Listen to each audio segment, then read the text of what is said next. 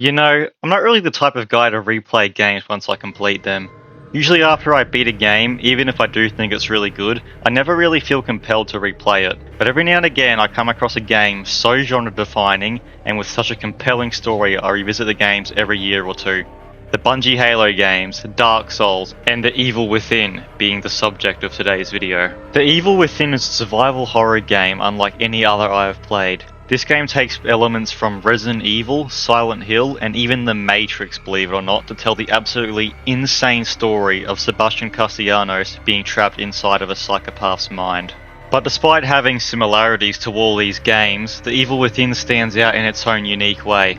And it is no mistake that there are these similarities with Resident Evil in particular, as the director of The Evil Within is Shinji Mikami, the director of the very first Resident Evil game and well known as the father of survival horror. After Shinji Mikami's time at Capcom and Platinum Games, he decided to open his own studio called Tango Gameworks, which eventually got bought by Bethesda and then by Microsoft. And yes, you might be thinking, hey, didn't Tango Gameworks also make Hi-Fi Rush, which was a huge success and Microsoft's only good game in nearly a decade? Then Microsoft shut them down right before complaining they need more games that are good with low budgets like Hi-Fi Rush was? And to answer your question, yes, that was them, Microsoft is retarded, and no, there will probably not be an Evil Within 3. But anyway, enough of my little tangent about Microsoft's mishandling of IPs, and now for the Evil Within story. You play as Detective Sebastian Castellanos, and almost immediately we are introduced to most of the main characters. With us we also have our partner Joseph Oda, and a junior detective named Julie Kidman. Oh, and there's also this other cop named Commonly, but he dies pretty quickly anyway.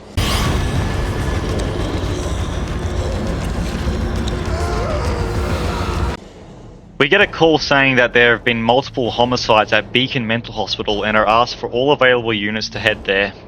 During this radio call, a high-pitched static rings out that seems to put everyone in the car in some physical pain. After making it to the hospital, we head inside where we find a lot of dead bodies and a doctor named Marcelo, who was clearly in a state of shock. We then have a look at some security footage where we see a bunch of cops shooting at, then being killed by a man that's teleporting. That man then decides to touch our butt, thus beginning the nightmare we are about to endure. The man that touched our butt just a second ago is named Ruvik, and he is the creator of a device known as STEM. This is where the Matrix influence I mentioned earlier comes into play. STEM is a device that links people's minds together and transports them into a simulation, and much like the Matrix, if you die in the simulation, you die in real life. Now the way STEM works is kind of like playing a 1v1 in an old COD game, where it's a peer-to-peer connection and one player has host advantage. But instead of it being a friendly competition in this case, we are connected to a psychopath serial killer's mind, and he essentially gets the powers of a god.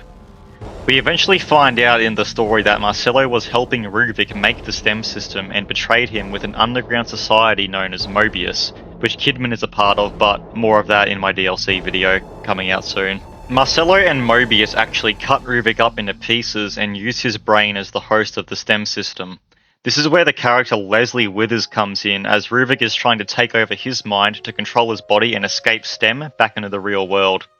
I'm not fully sure why it has to be Leslie that Ruvik needs, but I'm guessing it's because Leslie's mentally ill. Due to you being stuck in a psychopath's mind, the visuals get very trippy in this game. The geometry of the world constantly shifts and changes, and there's even great scenes like this one where you're falling, but then all of a sudden the gravity shifts and you're rolling on the ground.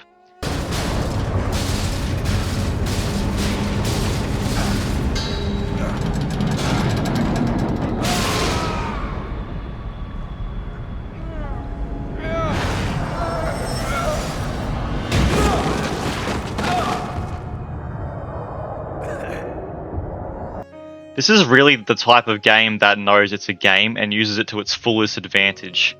These trippy visuals combined with the batshit insanity of the general story and art design of enemies really makes this game feel unique.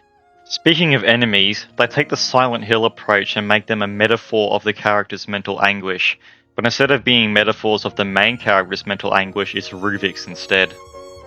For example, this boss is meant to be what Ruvik's sister looks like in his fucked up mind, and the reason for enemies being extremely flammable is because Ruvik survived a fire which his sister died in. There is also this enemy which looks like two people stuck together that is meant to represent a patient with multiple personality disorder. The gameplay of most survival horror games is tense, but I have never really felt as tense as I have in this game. This isn't like Resident Evil where you start out with little ammo but can very quickly find a small stockpile and be pretty loaded up by the mid-game. I can remember large parts of the early, middle and late game where I was constantly running around with very little ammo in all my guns. In fact, I probably spent more time without ammo and guns than I did with In fact, I probably spent more time without ammo in my guns than I did with having them reach their full capacity. This is where the tense stealth gameplay comes in. I'd actually dare say that this game's stealth almost reaches Alien Isolation levels of tense.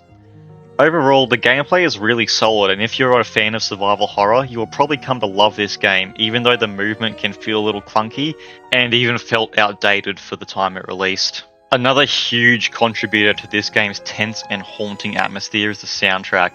This game has single-handedly engraved Clair de Lune in my head with the number of times you hear it throughout the game. And the intro and outro credits song, I frequently go back to listen, especially after a recent playthrough.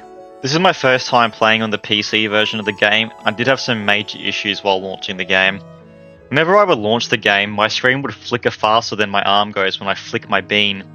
I would have to open up my task manager and alt-tab back into the game, and that fixed it somehow, but I would have to do this like 2 or 3 times each time I opened the game.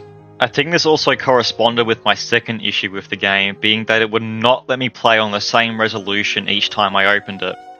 I started off playing on 1920 by 1080, but the next day I launched the game and that resolution was spazzing out, so I bumped it down one setting, and then the day after that neither of those resolutions would work, so I bumped it down again and that worked for the rest of my playthrough. If anyone knows why this happened, please let me know, because I've had games not like certain resolutions before, but I've never seen a game decide to randomly freak out on ones that were previously working when I launched it. Overall, The Evil Within is one of those games that at release was severely underrated and people only truly realised its potential years later. This game should have been genre-defying, but unfortunately fell on deaf ears at release. This game is horrific, it's frightening, it's haunting, but it's also very beautiful. 9 out of 10.